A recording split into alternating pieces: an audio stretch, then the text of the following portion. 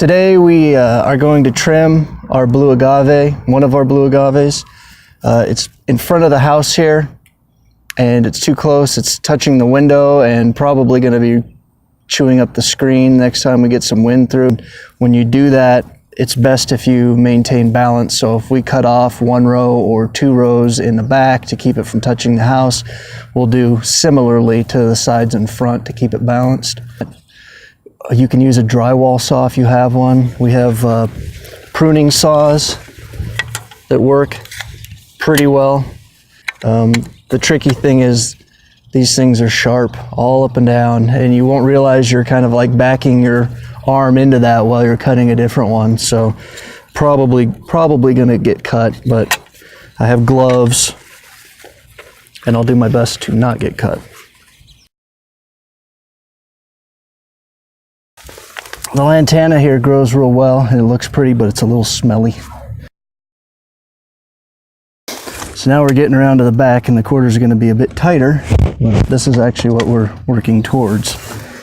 So the other thing is I got to keep an eye on the window screen, make sure I'm not like moving the plant around.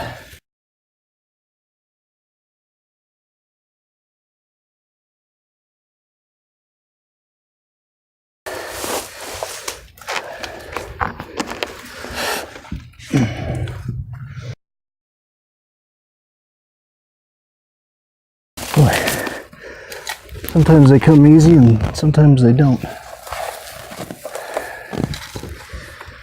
Okay, probably the last one I can get coming around this way.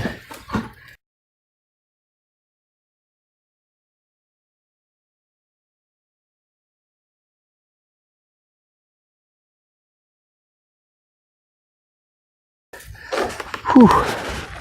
So I'm going to start working around the other way. All right, so there's pups here, and try to dig them out when we're going through and doing trimming like this. And you take them out, dig them out, and then you lay them out somewhere shaded and let them dry.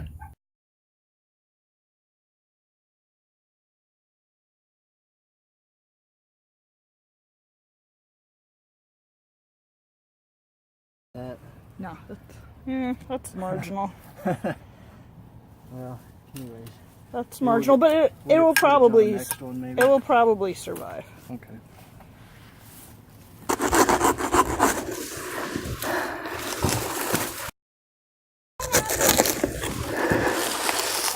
All right, here's the next one. I'm just going to drop it. Whew, kind of buried in here, but working my way around. Ellen reminded me this is called pineappling. So you trim the bottom leaves and make it look kind of like a pineapple growing up from the top. There's a nice sized pup right here. So I'm going to try to work around it as best I can. We'll see how it goes.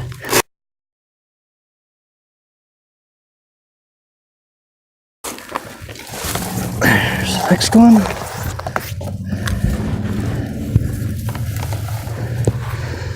And there's a good pup. I don't know if this digger is very good. I'll try to get it in between the pup and the mother plant. There's several here. Ow. Let's see what happens. Alright. So after some work and a few lamb's ears caught in there, I have a pup of fairly decent size. And it has some nice roots on it, and usually there's a thicker root that you've cut through that attached it to the mother plant. And I did nick one of the leaves, but when they're buried like that, it's hard to get to them.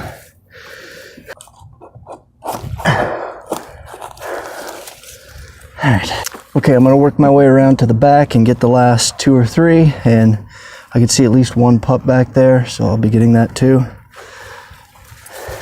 I have to crawl. You don't see Monty Don doing this.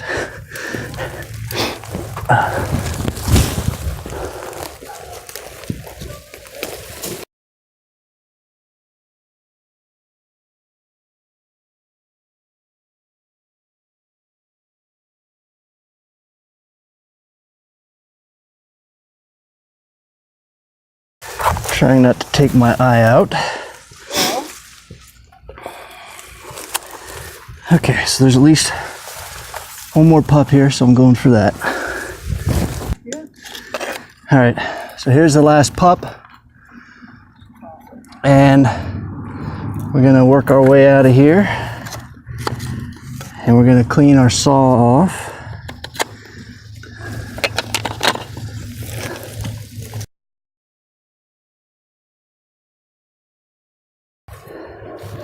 That's the part that needs to callus up.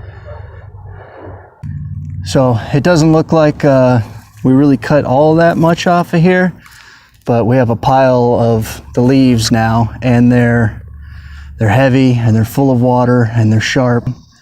Usually we will pile them up along the edge of the property until they've desiccated, till they've dried out, and then either crush them up a bit and put them in the compost. We're thinking about trying to chop them up into smaller pieces so that as they dry out more quickly and they integrate better into the compost.